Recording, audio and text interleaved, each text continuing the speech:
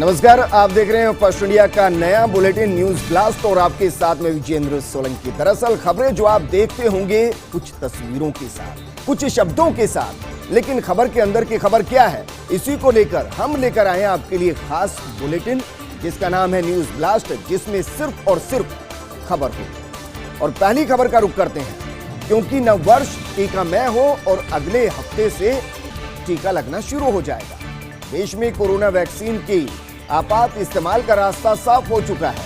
Covishield के आपात इस्तेमाल की मंजूरी देने की सिफारिश की गई है और ड्रग्स कंट्रोलर आज इसकी मंजूरी ड्रग कंट्रोलर से भी मिल सकती है। इसके साथ ही आपको बता दें कि कोविशील्ड के 5000 डोज तैयार किए गए हैं। वहीं एक एक दिन में हवाई जहाज से पहुंचाया जाएगा देश भर के रीजनल सेंटर्स में और 6 या 7 जनवरी से देश भर में टीकाकरण शुरू करने की योजना है।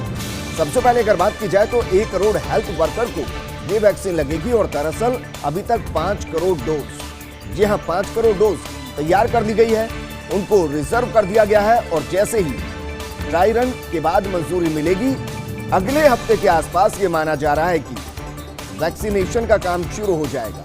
6 या 7 जनवरी से देश भर में टीकाकरण शुरू करने की योजना है और इस दौरान सबसे पहले 1 करोड़ हेल्थ वर्कर को वैक्सीन लगाई जाए। वहीं सच्चाई यह भी है कि कोरोना वैक्सीनेशन को लेकर ड्राई रन शुरू हो चुका है। अगर बात अकेले राजस्थान की जाए तो राजस्थान में 7 जिलों के 19 सेंटर पर इस वक्त ड्राई रन चल रहा है। 10 बजे के आसपास से यह ड्राई रन शुरू हुआ था।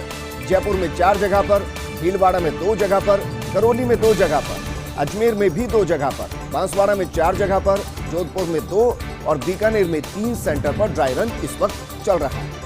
सभी सेंटर की अगर बात की जाए तो सभी सेंटर पर वेटिंग रूम बनाए गए हैं, वैक्सीन रूम है, ऑब्जर्वेशन रूम बनाए गए हैं। इसको जरा समझिए।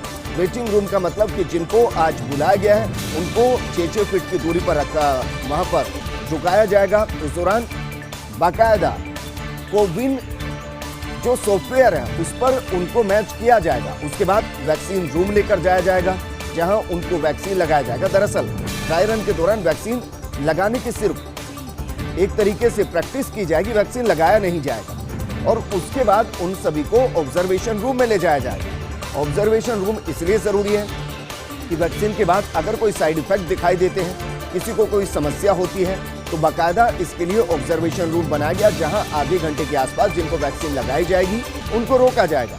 इसके लिए 2 तरीके की वार्ड बनाए जाएंगे, ऑब्जर्वेशन रूम बनाए जाएंगे। एक इमरजेंसी रूम होगा और दूसरा आईसीयू रूम होगा।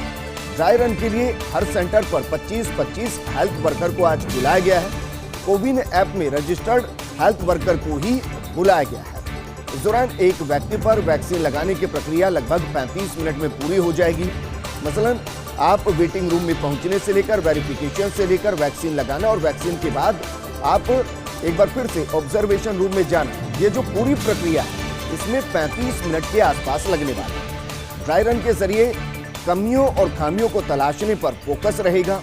हर सेंटर के लिए संस्थान प्रभारी बना दिए गए हैं, जिला स्तरीय अधिकारी नियुक्त कर दिए गए हैं, सुपरवाइजर भी लगा दिए गए हैं। वैक्सीनेशन अधिकारी होंगे, वैक्सीनेटर होंगे, मोबिलाइजर चिन्हित होंगे। इसके अलावा जिला अधिकारियों को निरीक्षण के बाद रिपोर्ट भेजने के निर्देश भी दिए गए और ये रिपोर्ट बेहद जरूरी है क्योंकि जिला अधिकारी को अपने जिले के किस सेंटर पर किस तरीके की समस्याएं आई और अगर समस्याएं नहीं आई तो फिर सक्सेस रेट कितना ज्यादा रहा, ये रिपोर्ट तैयार करके जयपुर भेजनी होंगी। जयपुर से रिपोर्ट दिल्ली जाएंगी और उसके बाद ये तय होगा कि जो आज वैक्सीनेशन पूरे देश में हर राज्य के हर जिले के 3 सेंटर पर चल रहा है उसकी तैयारियां कितनी है। इसी को तो तय करके आगे वैक्सीनेशन का काम शुरू होगा और यही वजह है कि इसको लेकर वैक्सीन को लेकर वैक्सीनेशन को लेकर केंद्रीय स्वास्थ्य मंत्री डॉक्टर हर्षवर्धन का आज बड़ा बयान।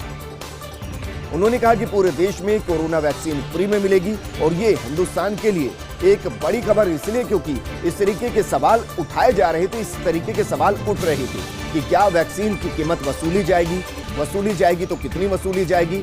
अब इस पर पूरे तरीके से पूर्ण विराम लग चुका है क्योंकि डॉक्टर हर्षवर्धन ने कहा कि पूरे देश में कोरोना वैक्सीन फ्री में मिलेगी।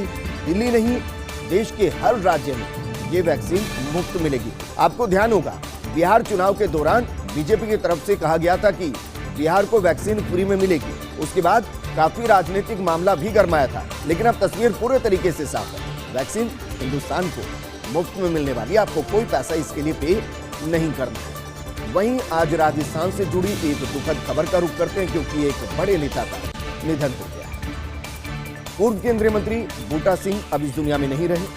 राजस्थान से बूटा सिंह का गहरा नाता रहा। जालोर सिरोही से 4 बार बूटा सिंह सांसद रहे। आपको याद होगा ऑपरेशन ब्लू स्टार, उसके बाद बूटा सिंह को पंजाब से जालोर लाया गया था। कांग्रेस के लिए जालोर उस वक्त की सबसे सुरक्षित सीट थी और इसीलिए बूटा सिंह को वहां से चुनाव लड़ा गया और वो आसानी से जीत भी गए। इसके बाद वो राजीव गांधी की सरकार में गृह मंत्री के तौर पर जिम्मेदारी भी संभालते नजर आए। गृह मंत्री के तौर पर जिम्मेदारी संभालने के बाद जालोर से जुड़ा एक और उनका किस्सा है। दरअसल वो जब चुनाव लड़ रहे थे तो बीजेपी ने उनके खिलाफ जिनको उतारा वो एक सामान्य कार्यकर्ता थे। भैरों सिंह शेखावत की सरकार थी और उसके बाद कैलाश मेघवाल ने बूटा सिंह को हरा दिया था। इसके बाद कटाक्ष भी बूटा सिंह ने कहा था कि अब वो जालोर नहीं आने वाले। बहरहाल इन सब के बीच में राजनीति के एक मंचे हुए कलाकार थे बूटा सिंह, जिनको राजीव गांधी के बाद नंबर 2 की भूमिका में देखा जाता था। एससी के लिए रिजर्व सीट थी जालोर, जिससे वो चुनाव लड़े। बूटा सिंह ने बड़े अंतर से चुनाव जीतकर इतिहास शुरुआती दौर में बनाया था और एक बार वो हार भी गए थे। लेकिन इस हार और जीत के बीच में बूटा सिंह की राजनीति को आज हर कोई याद कर रहा है और याद करते हुए उनको बाकायदा नमन किया जा रहा है, दुख प्रकट किया जा रहा है, उनको श्रद्धांजलि दी जा रही है। प्रधानमंत्री नरेंद्र मोदी बूटा सिंह के निधन पर दुख जताया है। वहीं राहुल गांधी ने बूटा सिंह के निधन पर शोक जताया और कहा कि देश ने एक सच्चा जनसेवक और निष्ठावान नेता खो दिया। मुख्यमंत्री अशोक गहलोत ने भी दुख जताया। वहीं बीडी कल्ला ने भी दुख जताया और कांग्रेस के तमाम नेता आज दुख जता रहे हैं, क्योंकि जालोर से आने वाले सांसद बूटा सिंह ने न सिर्फ राजस्थान का नाम रोशन किया, बल्कि गृह मंत्री के तौर पर भी जिम्मेदारी उन्होंने संभाली थी।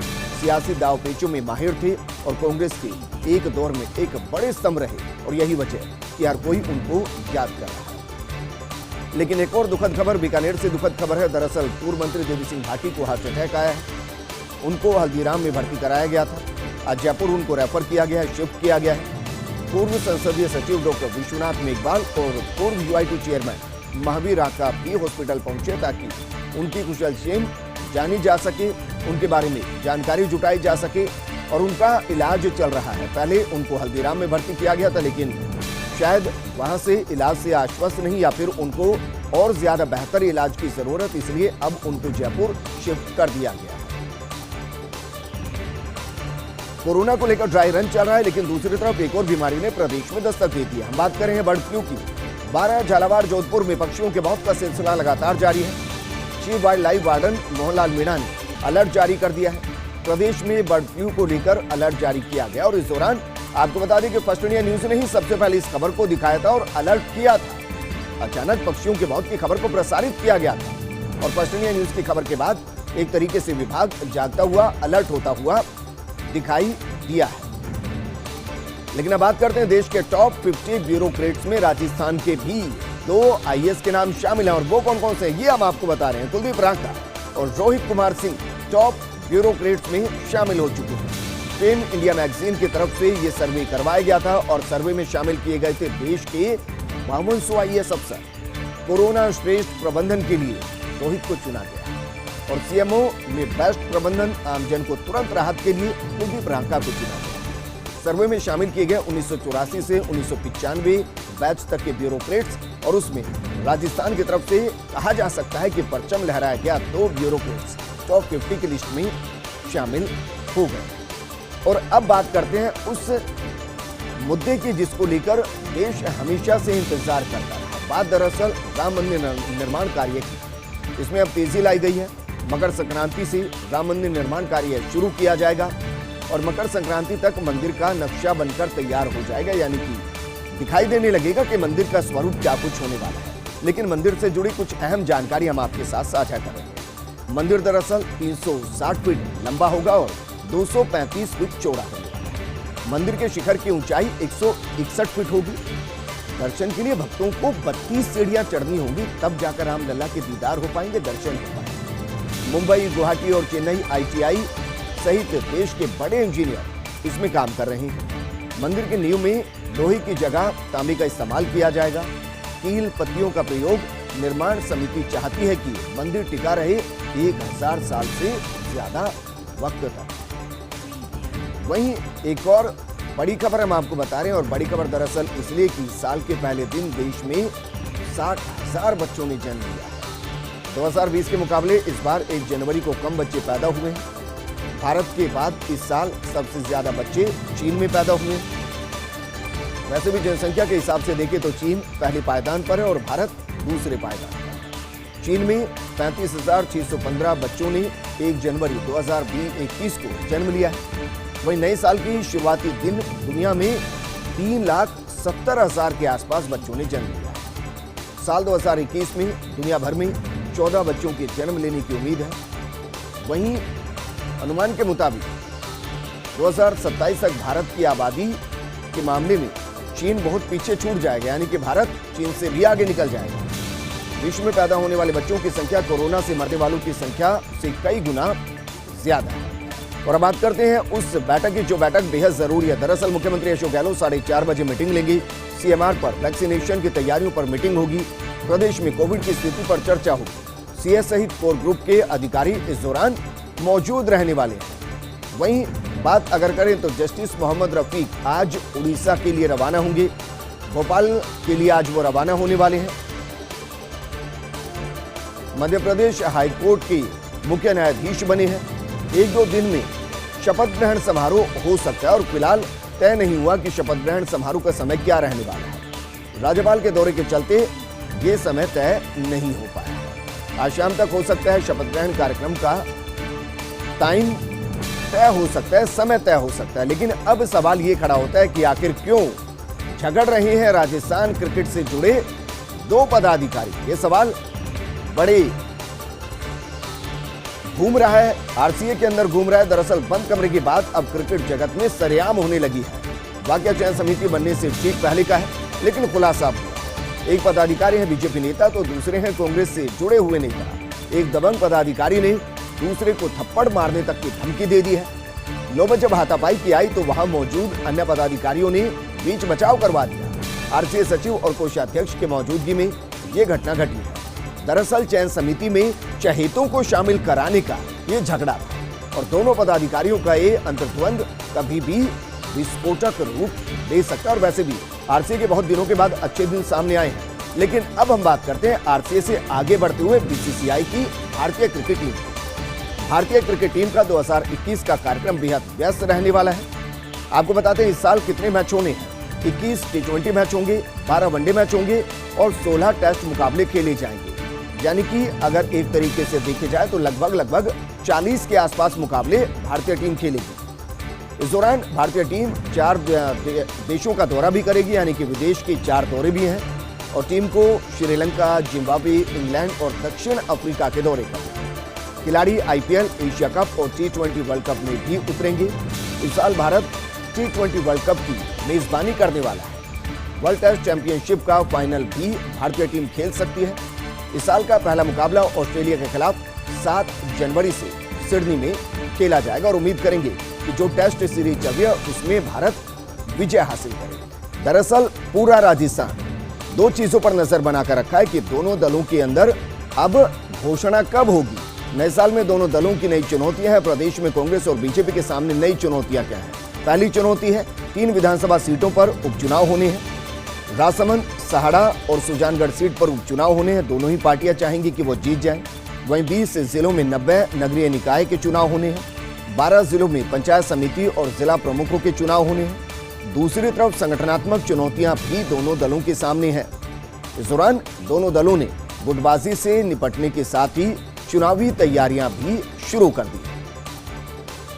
सबसे पहले बात करते हैं बीजेपी की। प्रदेश बीजेपी की नई तैयारी शुरू हो चुकी है। संगठन में फेरबदल को लेकर नया फॉर्मूला तैयार किया गया है। अब ये फॉर्मूला क्या है, इसको जरा समझने की जरूरत है। अब सिफारिश से नहीं बनेंगे बीजेपी मोर्चे के जिला अध्यक्ष, वहीं स्थानीय नेताओं से फीडबैक लिया जाएगा। फीडबैक के आधार पर सक्रिय कार्यकर्ताओं को मौका मिलेगा। सिफारिश और चहेतों को कार्यकारिणी से दूर रखा जाएगा और इस महीने के तीसरे सप्ताह तक नाम तय हो जाएंगे। वहीं एक और फॉर्मूला है, और फॉर्मूला है कि 60 की उम्र तक के कार्यकर्ताओं को ही पदाधिकारी बनाया जाएगा। लेकिन नए साल के पहले ही दिन खुशखबरी भी आई। ये खुशखबरी क्या है, इसको भी देखना चाहिए। दरअसल इस बार जीएसटी ने रिकॉर्ड कलेक्शन किया है। दिसंबर 2020 में 1,15,000 करोड़ रुपए का कलेक्शन हुआ है। ये जीएसटी लागू होने के 3.5 साल में सबसे ज्यादा कलेक्शन है, और इससे पहले था 1,14,00,000 करोड़ रुपए कलेक्शन का रिकॉर्ड। इस बीच राजस्थान ने दिसंबर महीने में देश में हासिल किया है तीसरा स्थान। जीएसटी संग्रहण में दिसंबर 2019 के मुकाबले 16% की छलांग लगाई गई है। जबकि लॉकडाउन रहा, कोरोना, पेट्रोल डीजल की खपत गिरने के बावजूद ये सुखद आंकड़े सामने आए। चीफ जीएसटी कमिश्नर अभिषेक भगोतिया, पीएसएफ अखिल अरोड़ा और एफएसआर टी रविकांत ने अथक मेहनत की और उसका परिणाम सामने आया। तीनों के नेतृत्व में राजस्थान ने जीएसटी कलेक्शन में नई ऊंचाइयां हासिल की। और अब बात करते हैं महाराष्ट्र महाअघाड़ी में मतभेद की। दरअसल शिवसेना ने औरंगाबाद का नाम बदलने की शुरुआत कर दी है। औरंगाबाद का नाम संभाजी नगर करने के प्रस्ताव का कांग्रेस ने विरोध किया है और कहा कि शिवसेना को कॉमन मिनिमम प्रोग्राम के नियमों का ध्यान रखना चाहिए। दरअसल कॉमन मिनिमम प्रोग्राम वो प्रोग्राम होता है जिसके तहत गठबंधन की सरकार बनती है। सरकार के सभी फैसले इसके आधार पर ही होने चाहिए। सिर्फ नाम बदल देने भर से औरंगाबाद का कोई विकास नहीं होने वाला है। एक दुखद खबर, दरअसल मणिपुर नागालैंड सीमा के जंगल में भीषण आग लग गई और आग बुझाने में एनडीआरएफ के साथ एयरफोर्स के चॉपर भी मैदान में जुटे हुए हैं। और जंगलों में आग लगने पर केंद्रीय गृह मंत्री अमित शाह ने संज्ञान भी लिया है। लेकिन बात करते हैं अमरिंदर के अज्ञात शत्रु की। दरअसल पंजाब के मुख्यमंत्री कैप्टन अमरिंदर सिंह को जान से मारने की धमकी मिली है, और धमकी देने वाला दरअसल पब्लिक गाइड मैप पर उसका पोस्टर लगाया हुआ था। कैप्टन को मारने वाले को 10 लाख डॉलर इनाम देने की बात लिखी गई है, और धमकी को लेकर मोहाली के पेज 11 थाने में मामला भी दर्ज हुआ है। आरोपी को पकड़ने के लिए साइबर टीम का भी इस्तेमाल किया जा रहा है और उम्मीद करेंगे कि जल्द ही जो भी है उसको पकड़ लिया जाए।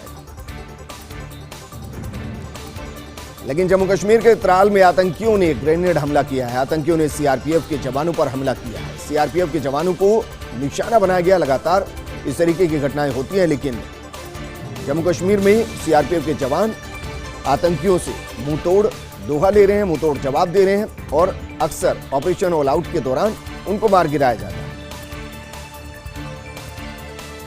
संयुक्त किसान मोर्चा की बड़ी घोषणा पर प्रेस वार्ता, और इस दौरान देशव्यापी किसान आंदोलन का समन्वय कर रही है संयुक्त किसान मोर्चा।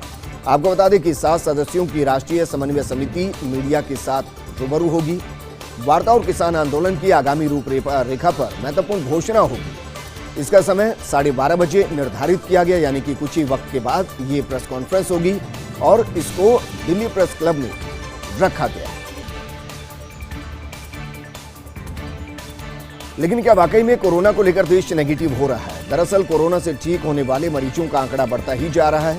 अब कुल 21 राज्य और केंद्र शासित प्रदेश ऐसे हैं जहां रिकवरी रेट राष्ट्रीय दर से भी ज्यादा है। देश में अब तक 99 लाख से ज्यादा मरीज ठीक हो चुके हैं। अरुणाचल, आंध्र प्रदेश जैसे 21 राज्य और यूपी में रिकवरी रेट 96.1% से भी ज्यादा है। अरुणाचल प्रदेश में तो इसको आप 100% कह सकते हैं, क्योंकि 99.1% लोग कोरोना से पूरी तरह से ठीक हो चुके हैं। बीते 24 घंटे के अंदर 19,378 नए केस मिले हैं। वहीं 22,938 लोग रिकवर हो चुके हैं और 225 लोगों की जान कोरोना की वजह से जा चुकी है। देश में अब तक 1,03,00,000 लोग कोरोना की चपेट में आ चुके हैं। अच्छी बात यह है कि अब तक 99.04 लोग रिकवर हो चुके हैं, और अब तक 1,49,000 लोगों की कोरोना की वजह से जान जा चुकी है।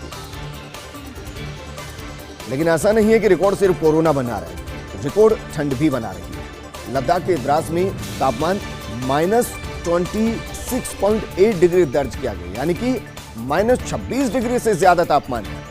कश्मीर गुलमर्ग में -9 डिग्री तापमान पहुंच चुका है। कई इलाकों में 4-5 जनवरी तक बर्फबारी के आसार भी जताए जा रहे हैं। दिल्ली में सर्दी ने 15 साल और हरियाणा में 6 साल, पंजाब में तो 50 साल का रिकॉर्ड तोड़ दिया है।